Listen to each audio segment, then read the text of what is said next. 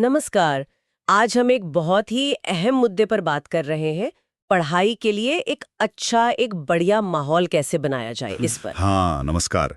ये विषय जरूरी है क्योंकि हम अक्सर सिर्फ मेहनत पर ध्यान देते हैं, माहौल पर नहीं। सही बात है।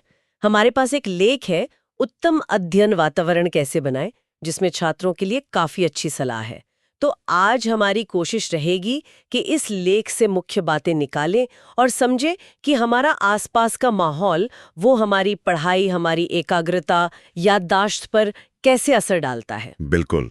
और ये बड़ी दिलचस्प बात है कि कैसे हमारा भौतिक परिवेश मतलब फिजिकल सराउंडिंग्स हमारे मानसिक प्रदर्शन से सीधे तौर पर जुड़ा है। अक्सर हम इसे नजरअंदाज कर देते हैं, सोचते हैं ज्यादा घंटे पढ़ लेंगे तो हो जाएगा। हाँ, बिल्कुल। पर लेख ये कहता है कि सही माहौल हो तो एकाग्रता, उत्पादकता, यहाँ तक कि याददाश्त भी, वो सब बेहतर हो सकती हैं। और अगर माहौल खराब हो तो फिर अच्छी स्टडी टेक्निक्स भी शायद उतना काम ना करें। माहौल बहुत जरूरी है। तो चलिए उन रणनीतियों पर बात करते हैं जो एक अच्छा माहौल बनाने में मदद करती हैं। सबसे पहली बात जो लेख में है और शायद सबसे आम सलाह भी, वो है एक शांत और व्यवस्थित जगह चुनना। हाँ, बिल्कुल। ये सुनने में भले ही आसान लगे, लेकिन इसका असर बहुत गहरा होता है। शोरगुल, भटकाओ, ये सब हमारे दिमाग की काफी ऊर्जा ले लेते हैं। अच्छा। लेख में एक उदाहरण भी है रवि का। वो पहले घर के कॉमन एरिया में पढ़ता था, जहाँ टीवी चलता रहता था, लोग आते जाते थे, बातचीत होती थी। हाँ, घरों में अक्सर ऐसा होता है। बिल्कुल। फिर उसने अपने कमरे में एक शांत कोना बनाया और उसने पाया कि वो पहले से लगभग 30% कम समय में, अरे वाह, 30%। हाँ 30% कम समय में ज्यादा प्रभावी ढंग से पढ़ पा रहा था। वाह, तो सिर्फ जगह बदलने से इतना फर्क पड़ा। ये तो बहुत बड़ा फर्क है। अच्छा, और सिर्फ शांत जगह होना ही काफी है या बैठने का इंतजाम भी ठीक होना चाहिए? लेख में सही डेस्क और कुर्सी का जिक्र है, एर्गोनोमिक फर्नीचर की बात है। ये एर्गोनोमिक क्या चीज है? हाँ, एर्गोनॉमिक्स का मतलब है चीजों को ऐसे डिजाइन करना कि वो इंसान के शरीर के लिए आरामदायक हों, कुशल हों और तनाव कम करें। तो एक एर्गोनॉमिक कुर्सी आपकी पीठ को सही सपोर्ट देती है, आपको सही पोस्चर में बैठने में मदद करती है। अच्छा। ये ना तो इतनी ज्यादा आरामदायक होनी चाहिए कि आपको नींद आने लगे, हाँ। और ना ही इतनी सख्त कि थकान या दर्द होने लगे। लंबे समय तक बैठना हो तो ये बहुत जरूरी है, ताकि शरीर की वजह से ध्यान न भटके। समझ गई। मतलब शारीरिक आराम सीधे मानसिक फोकस से जुड़ा है।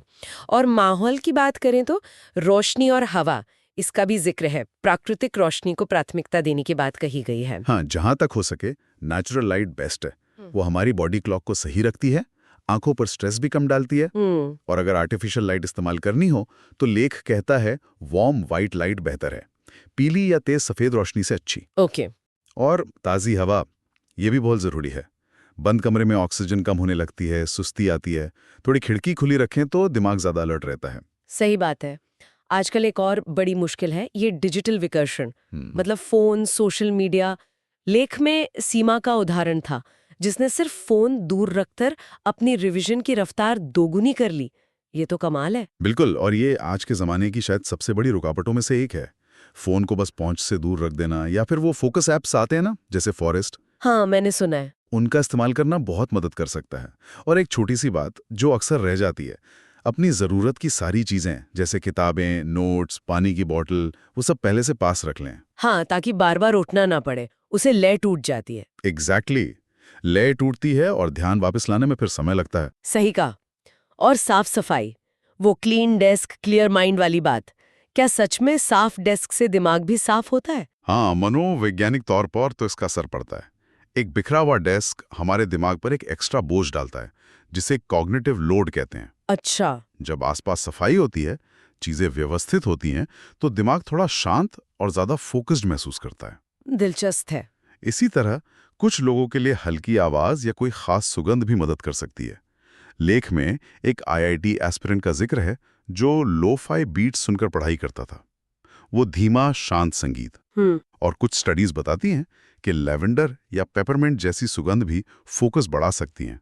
हालांकि ये सब की अपनी पसंद पर है। हाँ, ये व्यक्तिगत हो सकता है।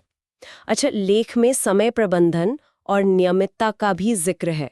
पोमोडोरो तकनीक और कॉन्टेक्स्ट डिपेंडेंट मेमोरी की बात हुई है। हाँ, पोमोडोरो तकनीक जैसे 25 मिनट पढ़ाई फिर 5 मिनट ब्रेक, ये एकाग्रता बनाए रखने में मदद करती है। लेकिन ये तभी काम करेगी जब उन 25 मिनट के दौरान माहौल में कोई डिस्टर्बेंस ना हो। सही। और वो कॉन्टेक्स्ट डिपेंडेंट मेमोरी का सिद्धांत ये कहता है कि जब हम बार बार एक ही माहौल में, मतलब वही जगह, वही समय, वही सेटअप में कुछ सीखते हैं, तो हमारा दिमाग उस जानकारी को उस माहौल के संकेतों से जोड़ देता है। अच्छा, मतलब उस जगह पर वो चीजें ज्यादा आसानी से याद आती हैं। हाँ बिल्कुल। बाद में उसी माहौल में उस जानकारी को याद करना आसान हो जाता है। इसीलिए एक रेगुलर स्टडी रूटीन और एक फिक्स जगह बनाना फायदेमंद है। ये भी जरूरी लगता है कि माहौल थोड़ा मोटिवेटिंग हो। लेख में वो यूपीएससी एस्पिरेंट नेहा का उदाहरण था, जिसने अपने डेस्क के पास एक आईएएस ऑफिसर की डेस्क की तस्वीर लगाई थी। ये छोटी छोटी चीजें भी शायद असर करती हैं। बिल्कुल करती हैं। ये छोटे छोटे विजुअल क्यूज या प्रेरक कोट्स हमें अपने लक्ष्य की याद दिलाते रहते हैं। और हाँ, तापमान का भी जिक्र था। लगभग 22 से 24 डिग्री सेल्सियस आइडियल माना जाता है। ना ज्यादा गर्म, ना ज्यादा ठंडा। तो ये सारी बातें स्कूल के छात्रों पर भी लागू होती हैं, कॉलेज वालों पर भी, और जो प्रतियोगी परीक्षाओं की तैयारी कर रहे हैं उन पर भी। हाँ, सबके लिए। जरूरी नहीं कि सबके पास अलग कमरा हो। घर का कोई शांत कोना, या लाइब्रेरी में कोई फिक्स सीट, या कैफे में भी अगर कोई शांत कोना मिल जाए, वो भी आपका स्टडी जोन बन सकता है। मुख्य बात है उसे विकर्षणों से मुक्त रखना और अपनी जरूरत के हिसाब से बनाना। तो कुल मिलाकर बात यह है कि पढ़ाई के लिए सही माहौल बनाना कोई बहुत मुश्किल काम नहीं है। बस थोड़ी जागरूकता और कुछ अच्छी आदतें अपनाने की जरूरत है, और ये हमारी सीखने की रफ्तार और क्वालिटी को काफी बेहतर बना सकता है। सही कहा। इसमें कोई बड़ा खर्चा भी नहीं है। बस थोड़ी सी प्लानिंग और थोड़ा अनुशासन चाहिए, और नतीजा पढ़ाई के परिणामों में जरूर दिखेगा। ये सब जानने के बाद मेरे मन में एक सवाल आ रहा है, क्या ये जो माहौल वाले संकेत है, ये सिर्फ तभी काम करते हैं जब हम जानबूझकर, मतलब सचेत होकर पढ़ रहे होते हैं? ये सोचने वाली बात है।